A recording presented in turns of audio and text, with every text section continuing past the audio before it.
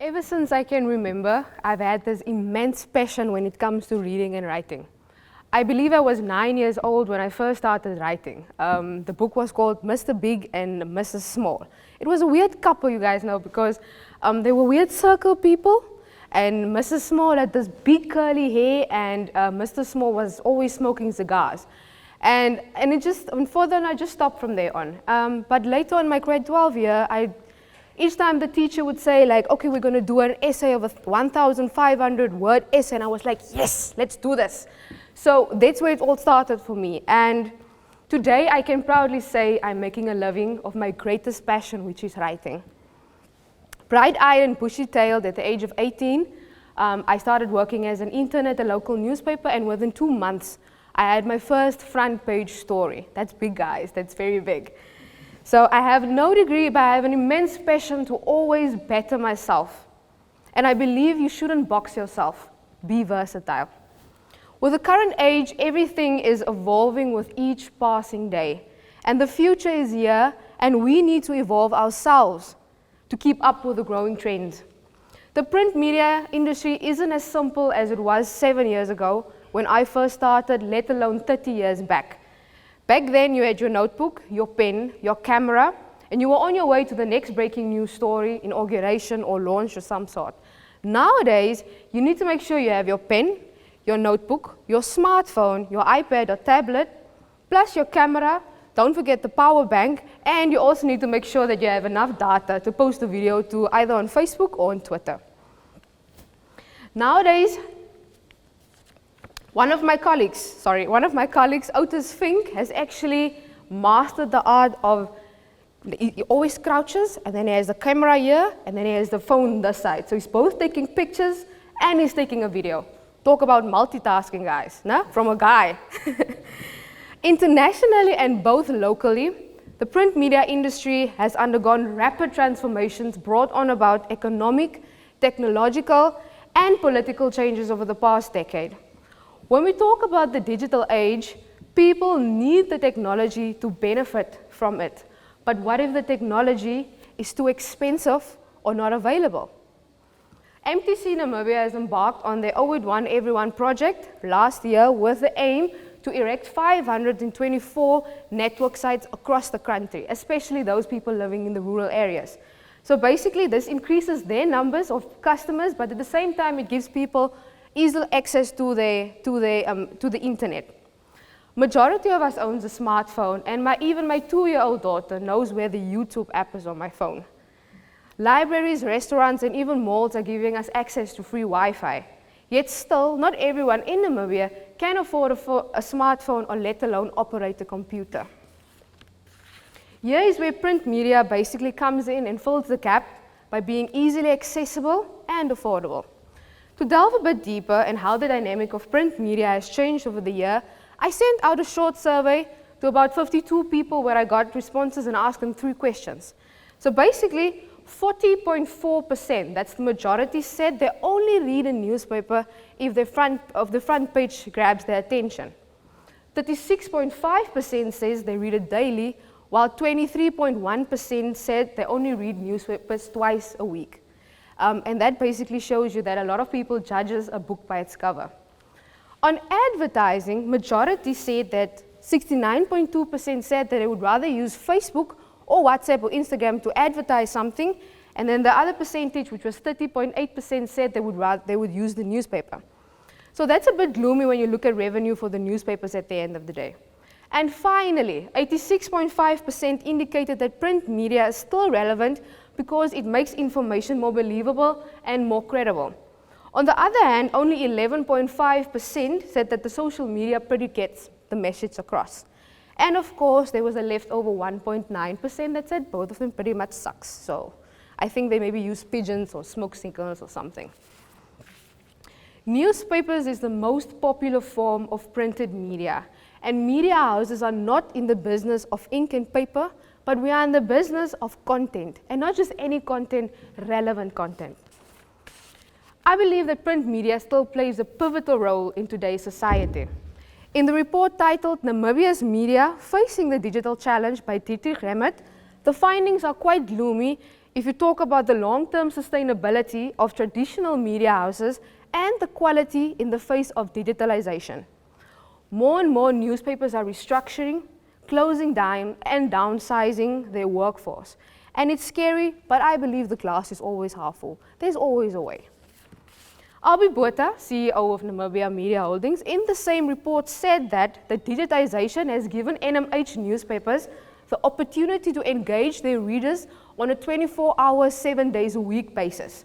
The data generated from user activities on the media house's online platforms enabled the organization to generate content that is relevant to their followers and to their readers. Recently, NMH invested in a mobile studio, giving followers the opportunity to watch quality live broadcasts on their Facebook page and on YouTube. It is a huge hit, especially the past few months with the Momentum Schools Rugby League. Just last week, NMH reached 700 concurrent views on their social media.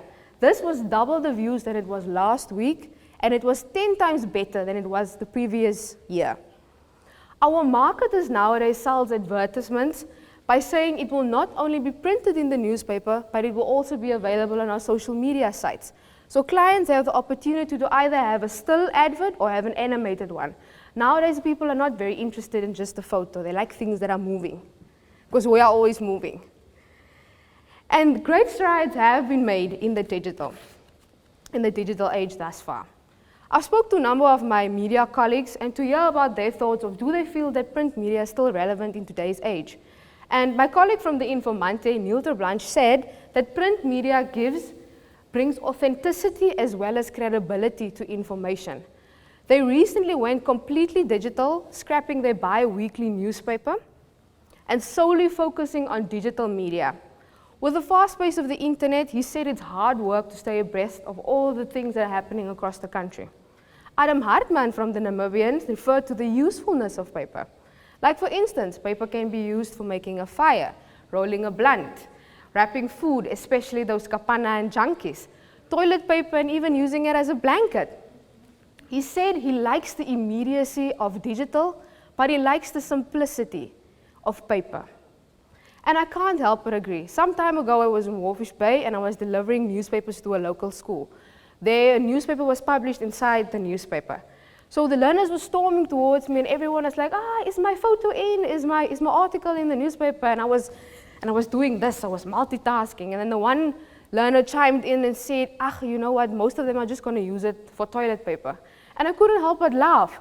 But on the other side, it got me thinking that not everyone has the luxury to afford toilet paper, let alone have access to Google at the end of the day. On another note, print basically supplements what you read digital. Numerous media houses that hasn't gone completely digital still post their breaking news stories on their Facebook pages, on their Twitter, on their Instagram, and have a full report later on in the paper itself.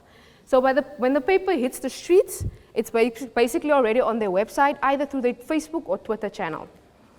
From my experience, I have learned to not read and believe everything on Facebook, especially those broadcast messages you get on WhatsApp. For instance, you would be scrolling on Facebook and then you get breaking news, Leon Schuster has died. And then you go click more and it says, you've been shucked, smile for the camera. Who wants that? In addition, in Namibia, we are one of the lucky few to enjoy press freedom. And it is entrenched in our constitution, the supreme law of the country. I recently watched a video of Last Week Tonight with John Oliver about journalism, and he made a lot of valid points.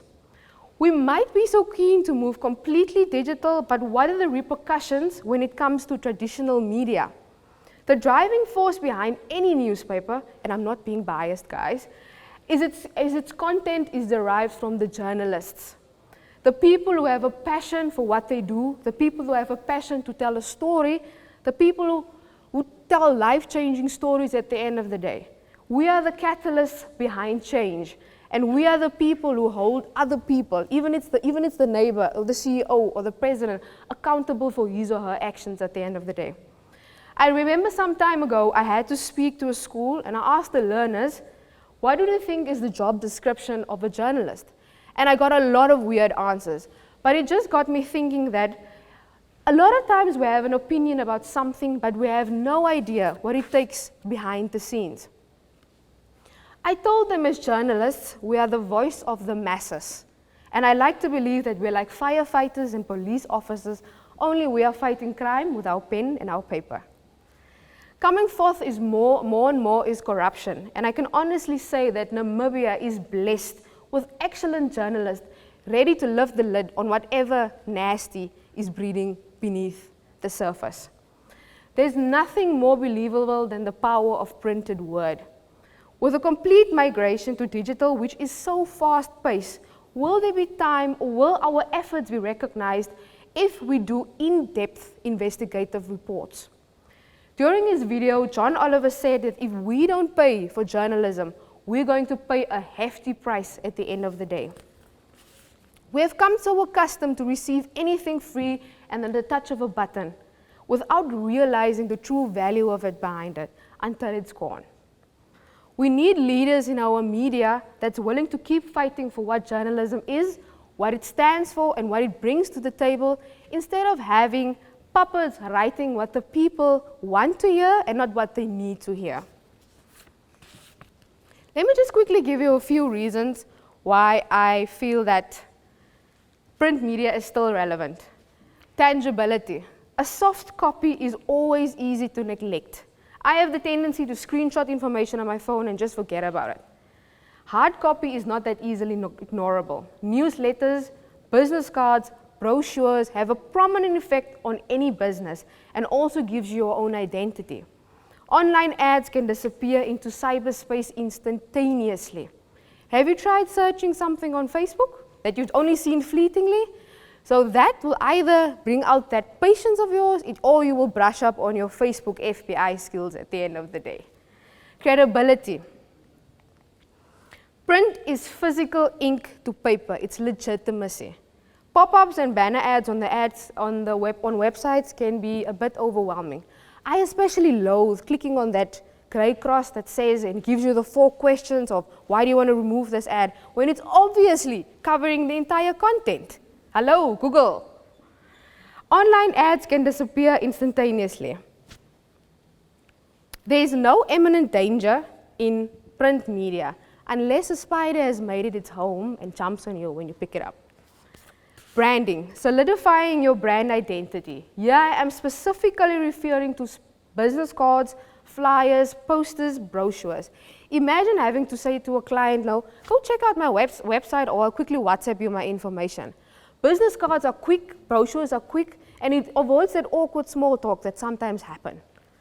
Target marketing. Social media targets a different demographic. The same with newspapers and specialty magazines.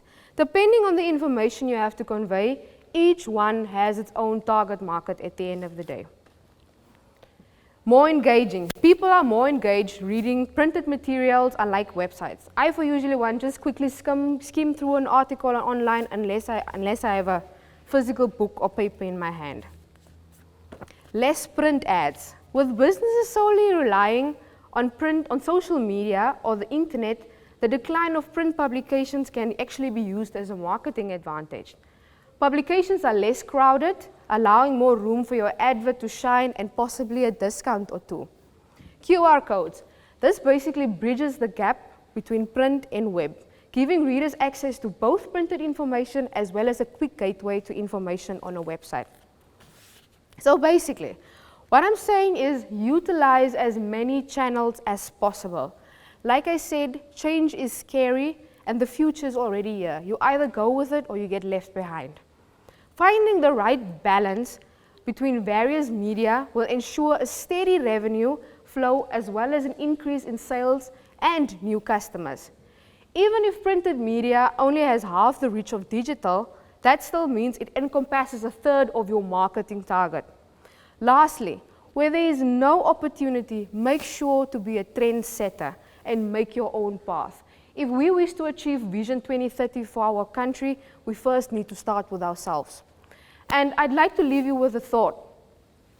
Everyone and everything is trying so hard to stay relevant. But what is the point of relevance when you offer exactly the same thing as the next person? So stay on top of things, be aware of what's happening around you, but add your own uniqueness to it. Thank you.